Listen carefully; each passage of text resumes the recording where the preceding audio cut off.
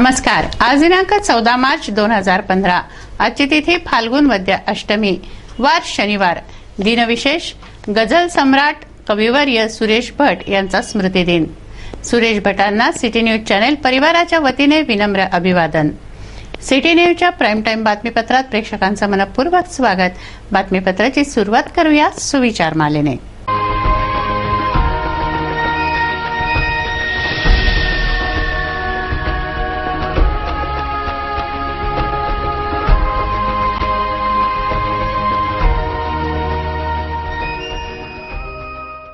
आता बघूया बातमीपत्रातील ठळक बातम्या.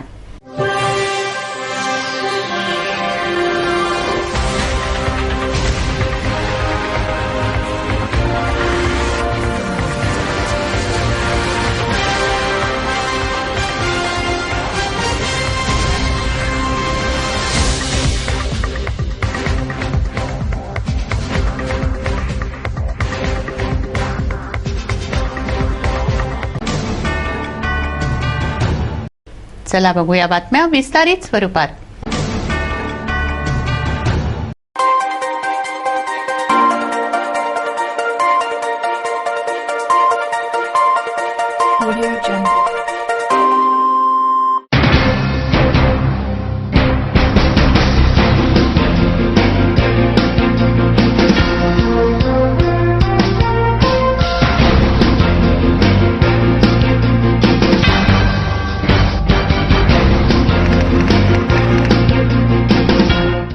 नमस्कार. आज दिनांक 15 मार्च 2015.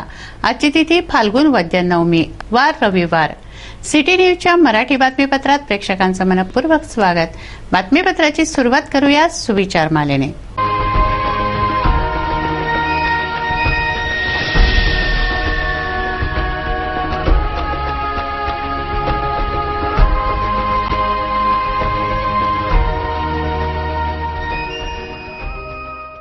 आता बघूया बातमीपत्रातील ठळक बातम्या.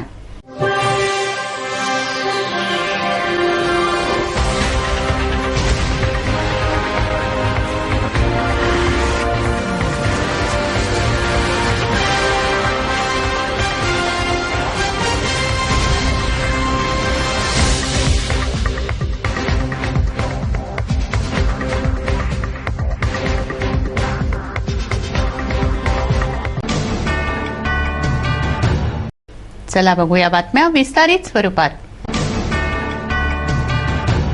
बातमीपत्रात टाकूया सामाजिक व राजकीय घडामोडींवर एक नजर. एकीकडे शहरातील अतिक्रमण हटवण्यासाठी महापालिकेनं कंबर कसली आहे, तर दुसरीकडे सरकारी जागेवर वस्ती आकार घेते आहे. याविषयी मात्र महापालिका अनभिज्ञ आहे. शहरातील यशवंतराव चव्हाण महाराष्ट्र मुक्त विद्यापीठाच्या विभागीय कार्यालयामागील मोकळ्या जमिनीवर वस्ती आकार घेते. बांबू तट्टे यांनी अस्थायी घरं मोठ्या प्रमाणावर बांधली जात आहेत. येथे अक्षरशः झोपड्या बांधणाऱ्यांची गर्दी दिसते आहे. एकीकडे शहरातील अतिक्रमणाबाबत सजगता दाखवणारी महापालिका या अतिक्रमणाविषयी मात्र अनभिज्ञ आहे. नवसारी परिसरात ही झोपडपट्टी आकार घेते. शासकीय जमिनीवर कब्जा केला जातोय. रस्त्याच्या दुतर्फा फळांच्या भाज्यांच्या गाड्या लावल्या जात असल्याने वाहतुकीला अडथळा होतो. त्यासाठी महापालिका अतिक्रमण विरोधी कारवाई राबवते. इरविन ते पंचवटी शेगाव नाक्या दरम्यानचं अतिक्रमण शनिवारी हटवण्यात आलं. भाजीवाले, फळ विक्रेते यांची रस्त्याच्या दुतर्फा असलेली दुकानं अतिक्रमण विरोधी पथकाने हटवली. इरविन ते पंचवटी मार्ग शेगाव नाका परिसरातील अतिक्रमण महापालिकेनं हटवलं. 10 लोटगाड्या, लोखंडी स्टँड, भाज्यांचे कॅरेट, वजन काटे यासह गाड्यांवरील फळं व भाज्या पथकाने जप्त केल्या. शनिवारी सकाळी 11 वाजता ही अतिक्रमण विरोधी कारवाई करण्यात आली.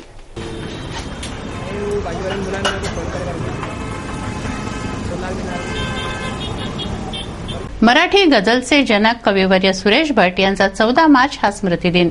मराठी भाषा जोपर्यंत अस्तित्वात आहे तोपर्यंत साहित्य शारदेच्या दरबारातील रत्नाचा विसर अशक्य आहे. कविवर्य सुरेश भट हे अमरावतीच्या शिरपेचातील एक रत्न आहेत. गझल सम्राट कविवर्य सुरेश भट यांचा 14 मार्च हा स्मृतिदिनी त्यांच्या मराठी साहित्यातील अपूर्व योगदानाचं स्मरण साहित्य शारदेच्या दरबारातील रत्न म्हणजे कविवर्य सुरेश भट. अमरावतीमध्ये जन्मलेल्या सुरेश भटांनी आपल्या लेखणीने 3 दशकं गाजवली. मराठी गझल म्हणजे सुरेश भट व सुरेश भट म्हणजे मराठी गझल असं हे समीकरण. मराठी भाषेचा सार्थ अभिमान असलेले कविवर्य म्हणतात, लाभले आम्हास भाग्य बोलतो मराठी, जाहलो खरेच धन्य एक तो मराठी, धर्म पंथ जात एक जाणतो मराठी, एवढ्या जगात माय मानतो मी मराठी. कोणत्याही विषयाची नजाकत व त्यातील निखारे तितक्याच प्रखरतेने सुरेश भटांनी आपल्या कवितेतून मांडले आहेत. निमोट माझे जिने मला सोसता नाले, निमोट माझे जिने मला सोसता नाले, अखेरच्या वागण्यात माझ्या विखार होता. रंगुनी रंगात साऱ्या रंग माझा वेगळा, गुंतुनी गुंत्यात साऱ्या पाय माझा मोकळा.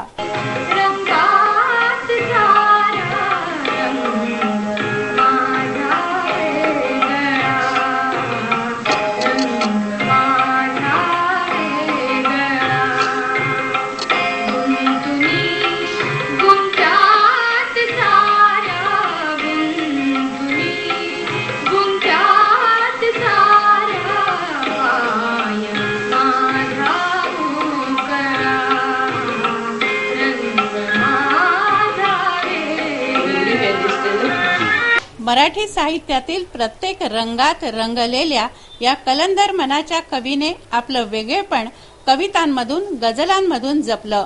त्यांना विदर्भ साहित्य संघाने जीवनव्रती पुरस्कार देऊन गौरवलं होतं.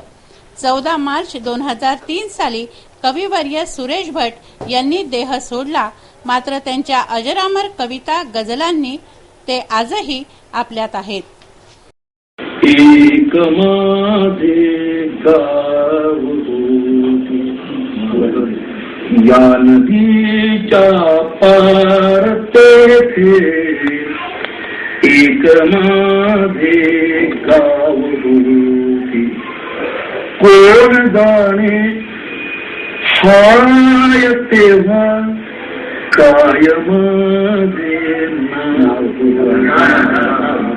या नदीच्या पार तेथे, एक माझे गाव होते. बातमीपत्रात वेळ झाली एका कमर्शियल विश्रांतीची. विश्रांतीनंतर पुन्हा भेटू. पहा फक्त सिटी न्यूज.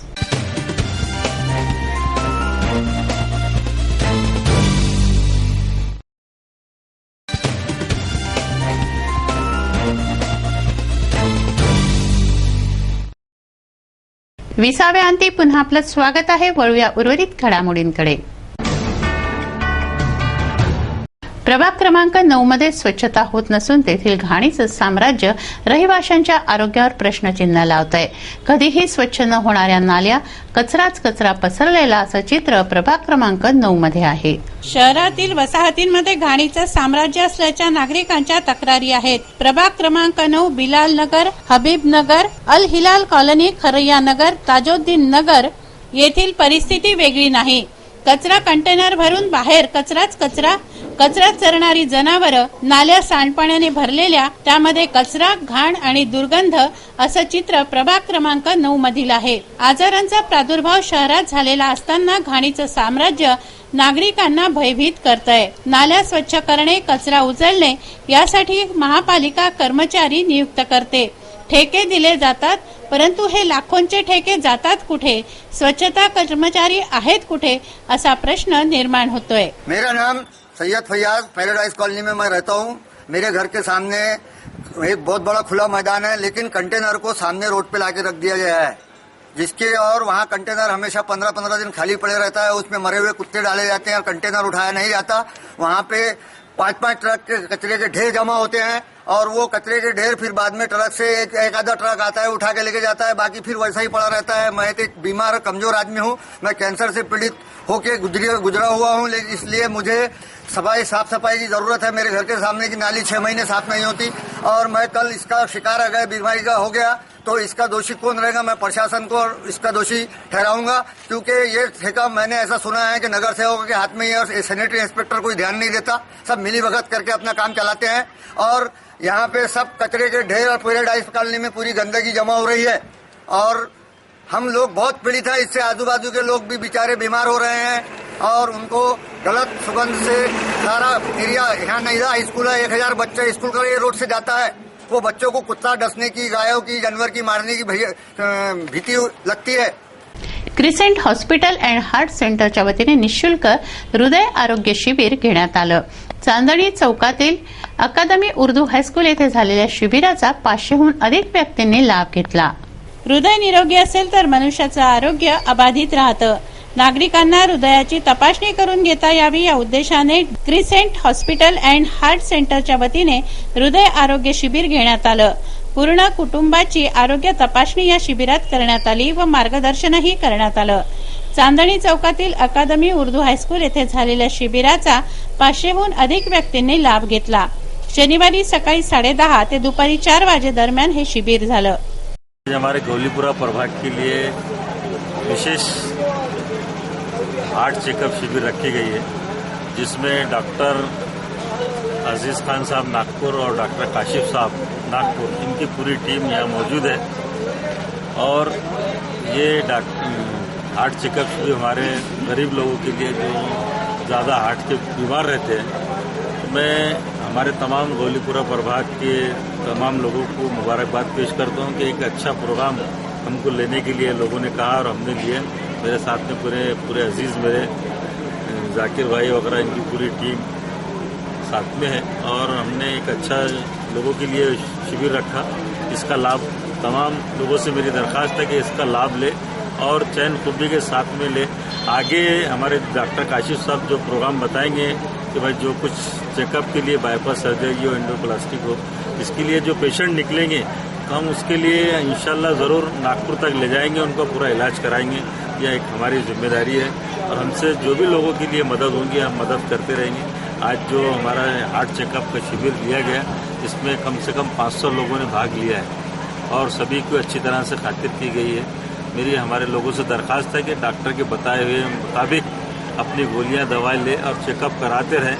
अब कुछ प्रॉब्लम आता है तो हम इंशाल्लाह तैयार हैं, हमको बताएं, हम आपकी ज़रूर मदद करेंगे। कार्यक्रम है हार्ट चेकअप का, ये निःशुल्क शिविर है और मुफ्त है और राजीव गांधी जीवनदायी योजना में जो भी हमारे पेशेंट बैठेंगे उसकी पूरी मदद उस योजना के जरिए हम कराएंगे। भारतीय जनता पक्षाचा कार्यकर्ता मेळावा संत ज्ञानेश्वर सांस्कृतिक भवन येथे आयोजित करण्यात आला। भाजपचे प्रदेशाध्यक्ष रावसाहेब दानवे यांनी या संमेलनात कार्यकर्त्यांना संबोधित केलं, मार्गदर्शन केलं। भारतीय जनता पक्षाची आढावा बैठक संत ज्ञानेश्वर सांस्कृतिक भवन येथे घेण्यात आली। भाजप प्रदेशाध्यक्ष रावसाहेब दानवे यांनी येथील मेळाव्यात कार्यकर्त्यांना संबोधित केलं, मार्गदर्शन केलं। कार्यक्रमात मान्यवरांचा सत्कार करण्यात आला।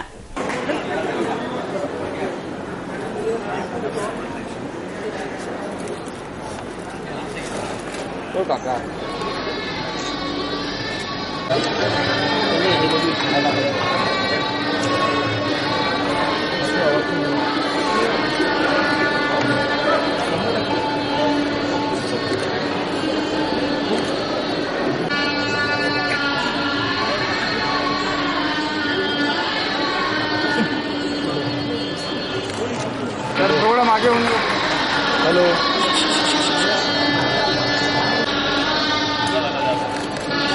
अरे तुम न्यूज बनाएंगे जो क्या लगा अरे बाबू खर पुन्हा मागे प्रदेश अध्यक्षांना विनंती आहे की या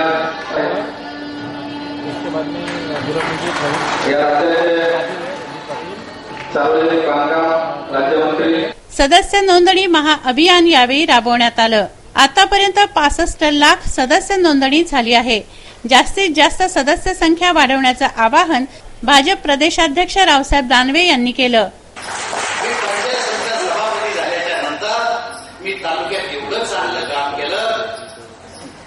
की माझ्या तालुक्यात सांगितलं की हा पोरा चांगला याला आमदार करा. मला पंचायत समितीमध्ये एवढं कष्ट केले का आणि आपोआपच मी आमदारकीला पात्र झालो. मी आमदारकी 10 वर्ष केली. 10 वर्ष मी आमदार होतो. मी एवढं चांगलं काम केलं की पक्षाला सांगितलं आता आमदार नको, याला खासदार करा. मी खासदार झालो. 4 वेळेस मी खासदार झालो. 2 वेळेस मी आमदार झालो. गावचा सरपंच झालो. पंचायत समितीचा सभापती झालो. मी कारखान्याचा चेअरमन झालो. मी डिस्ट्रिक्ट सेंट्रल कोऑपरेटिव्ह बँकेचा चेअरमन झालो. मी 23 निवडणुका लढलो, त्यापैकी 22 निवडणुका जिंकलो. खासदार झाल्याच्या नंतर आता केंद्रात नरेंद्र मोदीचं सरकार आलं आणि 37 वर्षानंतर मी आता केंद्रामध्ये मंत्री. 34 वर्ष लागले मला इथे यायला. आता 36 वर्षाला मंत्री झालो. मला लहान जेव्हा भेटला आमच्या हजरत भैया मागे राहिले. मी भैयाकडे जायचो. भैया समजलं भैया अगली बात तुम्हारी आहे. मी मंत्री झालो. भैया 9 महिनेच राहिलं मंत्रीपद मिळालं. मोदीजी फॉरेनवाले पहिला दिवस होता अधिवेशनाचा. प्रधानमंत्री बाहेरून आल्यानंतर एक प्रथा आहे की सगळे मंत्री भेटायला जात असतात. आम्ही बी आपले नमस्कार करायला गेलो. पण जरा मागं होतो. मला वाटतं लक्षात नाही आलं यांच्या. पण आमची घेण्याची पद्धत ज्या रस्त्यात ते जाणार त्या रस्त्यात मी आवाज होतो आणि जवळून नमस्कार करा. मोदीजी म्हणले 2 दिन के बाद आगे गेलो. रणजित पाटील माझं म्हणलं मुख्यमंत्र्यांना 2 दिन के बाद आगे गेलो तर पहिला विचार मनातील काही चुकलं तरी आपलं. आणि तुम्ही समजदार कार्यकर्ते, मला असं वाटतं की समाधानी झाला असाल. परंतु माझा दौरा हा पक्ष अध्यक्ष म्हणून दौरा आहे. मी पक्ष अध्यक्ष झाल्यानंतर असं ठरवलं की या राज्यातल्या साऱ्या विभागामध्ये जाऊन कार्यकर्त्यांच्या भेटी घ्याव्या, त्यांची मनस्थिती जाणून घ्यावी आणि आपल्या कामाला सुरुवात करावी. म्हणून मी नागपूरला जाऊन आलो, पुण्याला जाऊन आलो, नाशिकला जाऊन आलो, औरंगाबादला जाऊन आलो आणि माझा अमरावती विभाग बाकी होता. म्हणून मी आज अमरावतीला आलो. खरं म्हणजे मी अमरावतीला कधी आलो आणि अशी सभा घेतली असं नाही झालं. अमरावतीला अनेक कार्यक्रमात आलो आणि त्यामुळं मी अनेक कार्यकर्त्यांना नवीन आहे असं वाटत असं. प्रश्न पडतो कार्यकर्त्यांना की आता कुठून आणलाय हा वापरून. मी म्हणणारे अनेक नेते महाराष्ट्रात होते, हा एक नवीनच प्राणी आणलाय. कार्यक्रमाला केंद्रीय राज्यमंत्री हंसराज अहिर, गृह राज्यमंत्री रणजित पाटील, पालकमंत्री प्रवीण पोटे, प्रदेश उपाध्यक्ष चैनसुख संचेती यांच्यासह 5ही जिल्ह्यांचे आमदार, जिल्हाध्यक्ष, शहराध्यक्ष व कार्यकर्ते मोठ्या संख्येनं उपस्थित होते. चाललेल्या वाटचालीमध्ये यशाच्या वर्षावात आम्ही चिंब होत. कुठेतरी या पक्षाची काम करण्याची दिशा आणि व्यवस्था अशी आहे की 1 नोव्हेंबर रोजी पुन्हा भारतीय जनता पार्टीच्या अध्यक्ष, अखिल भारतीय अध्यक्ष आणि पंतप्रधान यांनी आम्हाला सदस्य नोंदणीचा उपक्रम दिला. सत्तेची हवा आमच्या मस्तकात कधीही आमच्या लोकात शिरली नव्हती. या पक्षाचं काम करण्याचं उद्दिष्ट ज्याच्यातून सुरू झालेलं आहे, सेवा, संपर्क आणि संघर्ष आणि काम करण्याच्या पद्धतीमध्ये प्रत्येक माणसाला दिलेला मंत्र आदरणीय नितीन गडकरींचा की या पक्षाची ध्येय, या पक्षाचे उद्दिष्ट, या पक्षाचे विचार, या पक्षाची काम करण्याची पद्धती ही man to man, house to house आणि हार्ट टू हार्ट असले पाहिजे. आणि म्हणून आपल्याला जोपर्यंत आपली सदस्यता आपण वाढवत नाही तोपर्यंत आपलं यश हे शाश्वत राहणार नाही, ते निरंतर राहणार नाही. आणि हे करायचं असेल आणि हे यशस्वी जर असंच आपल्याला प्रस्थापित ठेवायचं असेल तर आपल्याला सदस्य नोंदणीकडे वळावं लागेल. गेल्या लोकसभेच्या निवडणुकीत 58 कोटी मतदानामध्ये 18 कोटी मतं आम्हाला मिळाले. एक नजर बातमीपत्रातील अन्य महत्त्वाच्या घटनांवर. सायन्स कोर मैदानावर विकास गंगोत्री प्रदर्शन व विक्री सुरू करण्यात आली आहे। राष्ट्रीय ग्रामीण जीवनोन्नती अभियान अंतर्गत स्वयंसहायता समूहातर्फे महिला बचत गट उत्पादित वस्तूंचं हे जिल्हास्तरीय प्रदर्शन आहे।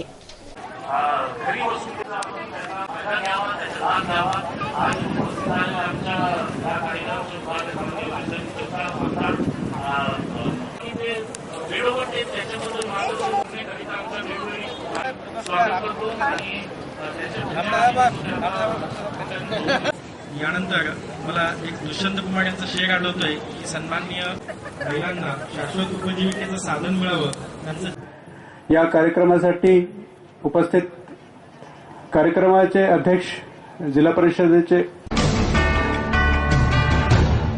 गुजरातमधील उंझा शहरात उमिया मातेचं भव्य मंदिर आहे। उमिया मातेचं मंदिर नागपूर येथेही बांधण्यात येत आहे। या मंदिरासाठी उंझाहून दिव्य ज्योती नागपूरला नेण्यात येते आहे। दिव्य ज्योती व पालखी पदयात्रेचं शहरात आगमन झालं असता या संघाचं भव्य दिव्य स्वागत करण्यात आलं। कडवा पाटीदार समाजातील आबालवृद्धांनी उंझा मातेचं भावभक्तीने दर्शन घेतलं।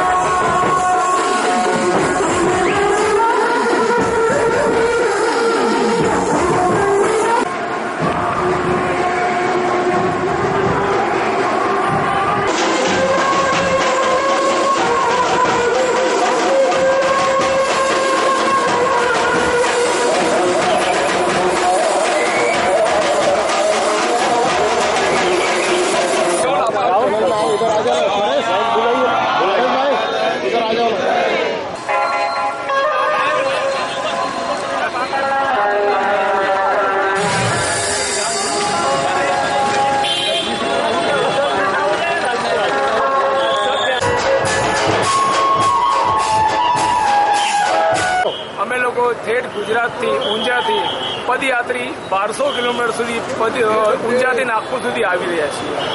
जय माता। माँ उमिया माता की जोत है। नागपुर में मंदिर बन रहा है। ऊंझा से नागपुर तक पैदल जोत लेके जा रहे हैं, तो उसका जुलूस है। बातमीपत्रात बघूया आज आपल्या व्यंगचित्रकारांनी त्यांच्या व्यंगात्मक कुंचल्यातून कुठल्या स्थितीवर लक्ष वेधलंय।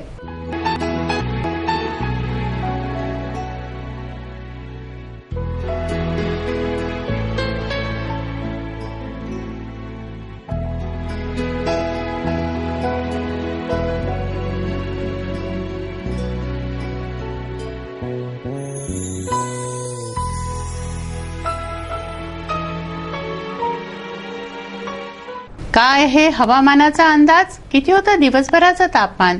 काय राहील उद्याचं तापमान? नजर टाकूया हवामानाच्या अंदाजावर।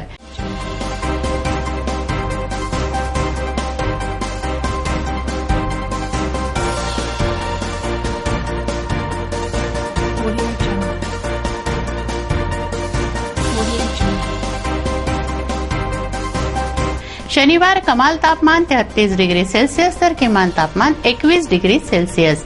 रविवार कमाल तापमान 32 डिग्री सेल्सिअस तर किमान तापमान 21 डिग्री सेल्सिअस राहील असा अंदाज वेधशाळेनं वर्तवलाय। आज ज्यांचा वाढदिवस आहे त्यांना देऊया वाढदिवसाच्या हार्दिक शुभेच्छा।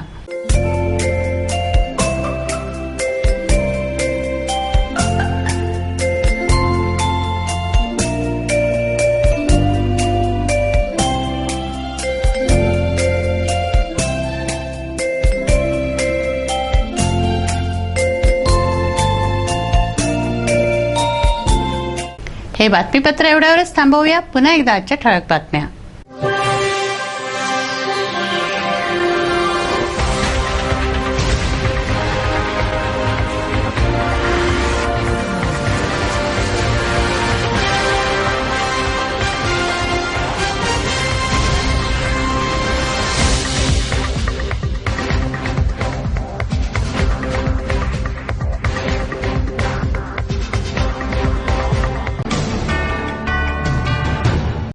वेळ झाली आहे आपली रजा घेण्याची। आपणास काही माहिती द्यायची व काही सुचवायचे असेल तर आमच्याशी थेट संपर्क करा।